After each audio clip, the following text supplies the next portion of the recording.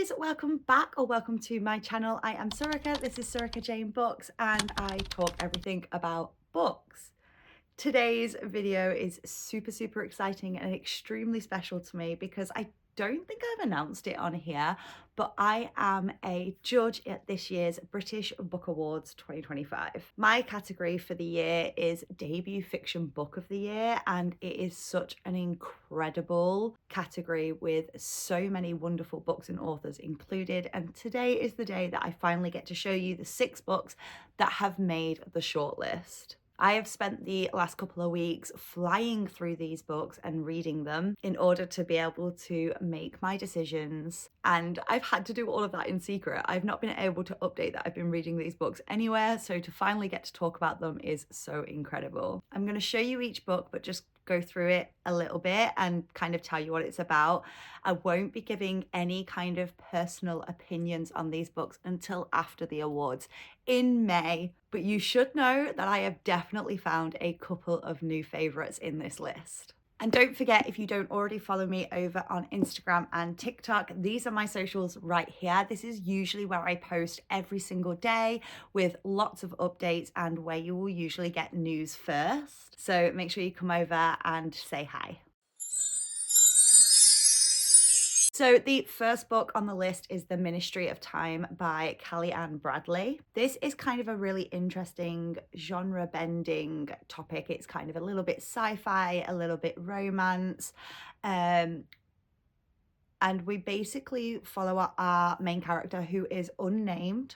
She works for a certain part of immigration within the government and gets involved in this secret project where they have figured out how time travel works, and they decide to bring over expats from various points in history, assign them to a bridge, which is essentially a babysitter, and kind of immerse them in modern day London and like track how they progress. The next book is The List of Suspicious Things by Jennie Godfrey. This is set in the north. It's when the Yorkshire Ripper is rampant and nobody knows who he is. He's still going, and 2 young schoolgirls, Miv and Sharon, decide that they are going to try and solve the mystery.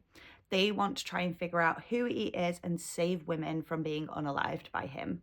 They start keeping a notebook and really opening their eyes to what's going on in their town around them, and although they might not be able to solve the mystery of the Yorkshire Ripper, they start to uncover some secrets of their own much closer to home.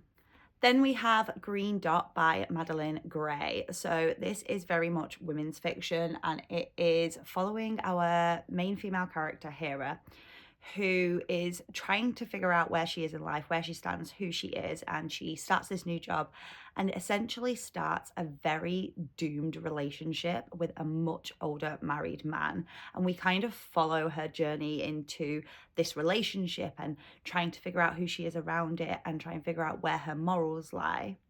Then we have Asako Yuzuki's Butter. This is following a infamous chef who is currently locked up for unaliving lonely businessmen. She has refused to speak to the media in any sort of capacity until she one day gets a letter from a journalist who asks her for a recipe. They begin this correspondence back and forth, and the journalist is hoping that she can kind of dive deeper into our main unaliver character. But maybe what actually happens is the journalist starts learning a lot about herself along the way. Then we have When the Moon Hatched by Sarah A. Parker. So this initially starts off with Rave, who is an imprisoned assassin who ends up having to team up with Khan. He is a heartbroken and kind of angry dragon rider. They reluctantly have to team up to try and figure some stuff out, but they start realizing that not all is as it seems and discovering a lot of secrets along the way. This is a romantasy set in a world with dragons. And even though it's quite heavy on the romance side of it, it is also very heavy on the plot side of it.